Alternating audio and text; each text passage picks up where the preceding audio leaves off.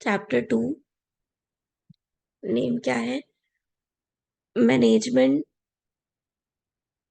Discussion and analysis report. ठीक है, हमने कल पढ़ा कि मैनेजमेंट क्या होती है। ठीक है, और मैनेजमेंट अकाउंटिंग होता क्या है। मैनेजमेंट अकाउंटिंग क्या है? जो मैनेजमेंट है वो जो डिसीजन लेती है, ठीक है, डिसीजन से रिलेटेड डायरेक्शंस देती हैं जो वो अपने सबऑर्डिनेट्स को, ठीक है, या फिर कुछ इंटरनल डिसीजंस लेती हैं जो कि मैनेजमेंट और ऑर्गेनाइजेशन के लिए वेलफेयर के लिए हो, उसको हम बोलते हैं मैनेजमेंट अकाउंटिंग। ठीक है, जैसे एचआर है, ठीक है, वो ह्यूमन रिसोर्स को मैनेज करते हैं क्योंकि उनके पास उनकी स्किल है। ठीक है, तो ये जो मैनेजमेंट अकाउंटिंग है उसके लिए आपके पास एक पर्सनल स्किल होनी चाहिए। ठीक है, आप एक्सपर्टाइज होनी चाहिए। देन सेकंड आ गया management discussion and analysis report. अब हम बात करेंगे कि वो जो डिस्कशंस करते हैं, जो रिपोर्ट तैयार करते हैं, वो क्या होता है।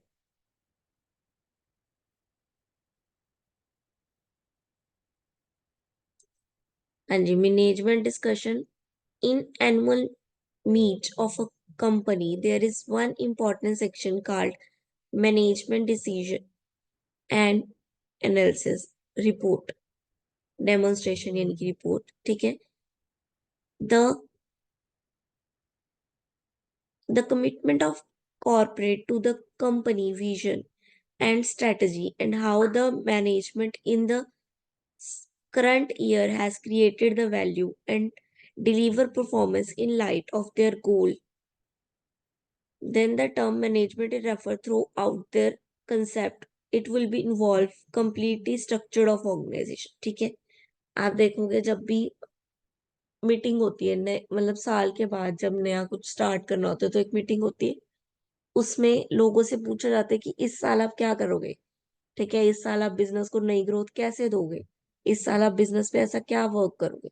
तो वही जो वो काम होता है, जो जो बड़े हेड ऑफिस है या जो सीईओज है वो पूछते हैं अपनी मैनेजमेंट से कि नाउ व्हाट, इस साल आप क्या इम्प्रूवमेंट लेके आओगे, क्या आपको इस बार करना है। तो जो नए गोल आपने बनाए हैं उसको डेमोन्स्ट्रेट करो, उसकी रिपोर्ट हमें बताओ। आप एनालाइज करके बताओ कि हम इस मंथ ये कर लेंगे और फिर इसका रिजल्ट ये होगा, हमें फ्यूचर में ये मिलने वाला है।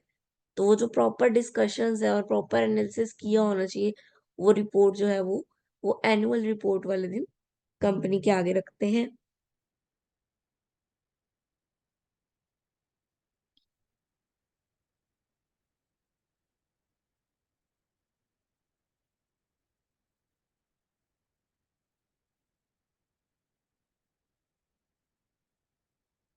देन डायरेक्टर रिपोर्ट क्या होती है? Every company have registered under the company act 2013 is required to attach director's report within the financial statement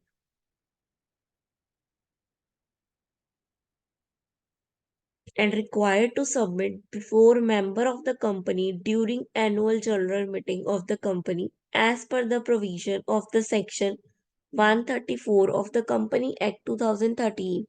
Every company after its registration needs to make certain disclosure about the financial status of the company.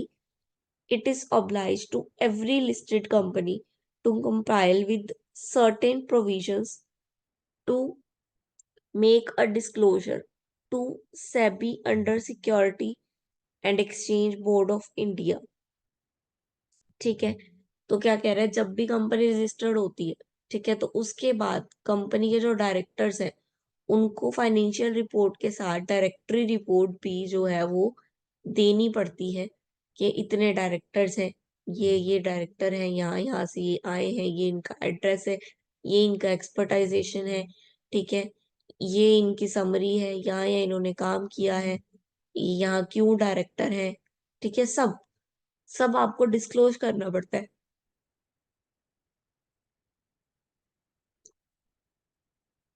ठीक है, जो भी आपके share holders हैं, जो भी company का financial status है, ठीक है, जो डायरेक्टर को मिलने वाला है। ठीक है, जो डायरेक्टर्स होते हैं मेनली वो क्या होते हैं,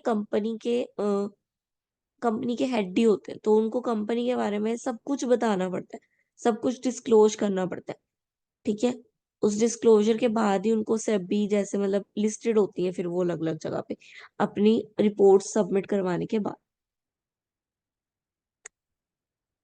डायरेक्टरी रिपोर्ट से हमें क्या हेल्प मिलती है? हम फाइनेंशियल हेल्थ समझ पाते हैं कंपनी की, कि कंपनी के पास कितना पैसा है, कितनी कैपेबिलिटी है कंपनी के पास।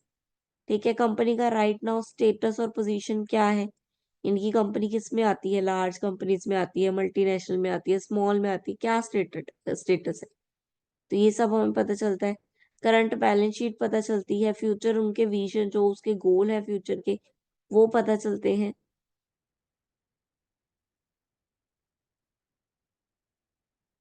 देन ऑडिटर रिपोर्ट आ गया।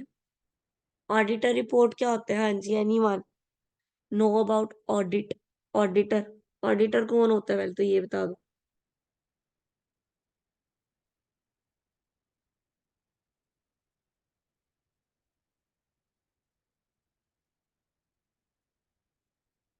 एनीवन? ऑडिटर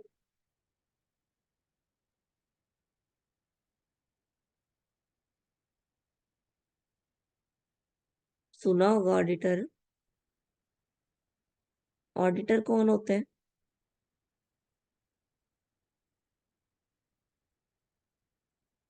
ऑडिटर वो होता है जो एक ऑप्शनली इशू किया जाता है, एक पर्सन को मतलब लाया जाता है कंपनी में, ताकि वो कंपनी के सारे फाइनेंशियल स्टेटमेंट्स को, फाइनेंशियल रिकॉर्ड को ऑडिट करे, यानी कि चेक करे कि कुछ रिकॉर्ड गलत तो नहीं है, कोई गलत प्रॉफिट तो नहीं दिखाया जा रहा, कुछ कंपनी गलत तो नहीं कर रही है जो वो नहीं दिखा रही है।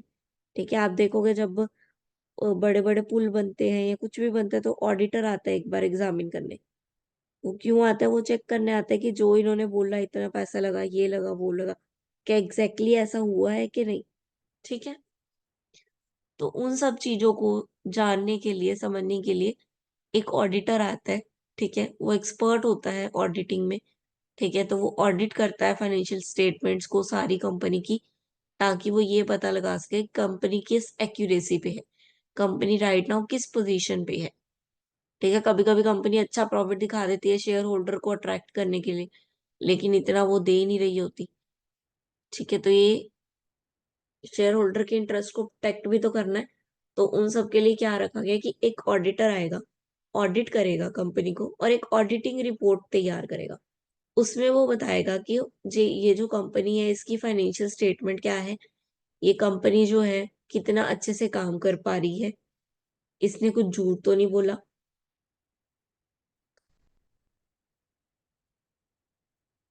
कोई गलत पिक्चर तो नहीं दिखाई, ऐसे करके। ऑडिटर के टाइप्स आ गए। एक अनक्वालिफाइड होते हैं। अनक्वालिफाइड रिपोर्टर क्या होगा? Everything is presented Fairlie in all material respect is called unqualified और क्लियर ओपिनियन। अनक्वालिफाइड किसको बोलेंगे? जिसका क्लियर ओपिनियन है, जिसको पता है उन्हें ये चीज देखी, उसने उसके बारे में राइट राइट बता दी, बस क्लियर ओपिनियन है उसका चीज को लेके। क्वालिफाइड ओपिनियन क्या है? जो material error in the statement उसको रिपोर्ट करेगा। ठीक है, अनक्वालिफाइड में क्या है? जैसे जिसने देखा, देखते ही उसने बोला ये खराब है, बात खत्म, उसे चेक नहीं किया कि खराब क्यों है, कैसे है। और क्वालिफाइड क्या करेगा? उसको प्रॉपरली चेक करेगा उस चीज को कि अगर ये खराब है तो कहाँ एरर आया, कहाँ से एरर आया। देन एडवाइस ओपिनियन, जो सिर्फ एडवाइस देगा कि यहाँ एरर है, चेक कर लो। ठीक है। डिस्क्लेमर, डिस्क्लेमर क्या है? जो डिस्क्राइब करेगा। ठीक है, वो जो सिर्फ आपको बता देगा कि इस जगह पे, इस चीजों में, इस वजह से ये खराबी। ठीक है, तैयार तुम खुद करो, बनाओ तुम खुद, मैं सिर्फ तुमको बता रहा हूँ। ठीक है, व्यू, ट्रू और फेयर पिक्चर आती है ऑडिट रिपोर्ट में। क्यों? क्योंकि ऑडिटर जो है पूरी एक्यूरेसी के साथ सारे एरर्स को निकालने के बाद रिपोर्ट जो है वो देता है। Now corporate governance report, what is called by corporate governance report? It is also called annual corporate report. Statements to corporate governance procedure and compliance, information on board composition, statement on the company's performance, and information about compliance and conformation with best practice for good corporate governance. The annual corporate governance include an analysis of the degree of compliance with the recognition of the code of good governance. Good corporate governance is essential or create trust engage between company and their investors. अब एक corporate report भी देनी पड़ती है. ठीक है. Corporate governance report क्या है, जिसमें वो ये बताते हैं कि कंपनी की परफॉर्मेंस कैसी जा रही है. ठीक है. लाइक पिछले साल 2% प्रॉफिट हुआ, इस साल 1.5% प्रॉफिट हुआ, आने वाले टाइम में 3% होगा, जो भी है वो बता रही है कि किस तरह हम परफॉर्म कर रहे हैं. ठीक है. हम कौन सी चीज ला रहे हैं, कितने में दे रहे हैं, क्यों, इसमें क्या कैपेबिलिटी है, हमारी चीजें क्यों अच्छी हैं. ठीक है. वो सब चीज.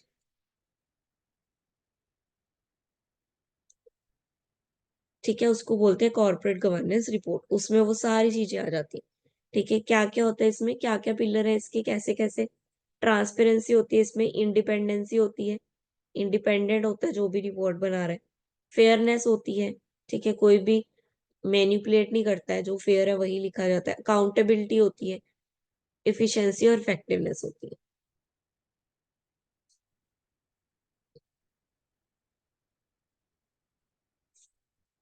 Concept of IFRS.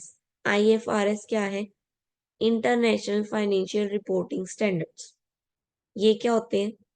IFRS क्या होते हैं, किसी को पता है? IFRS क्या है? एक रिपोर्टिंग स्टैंडर्ड्स है, यानी कि एक रूल्स है. ठीक है. एक सेट ऑफ रूल्स है.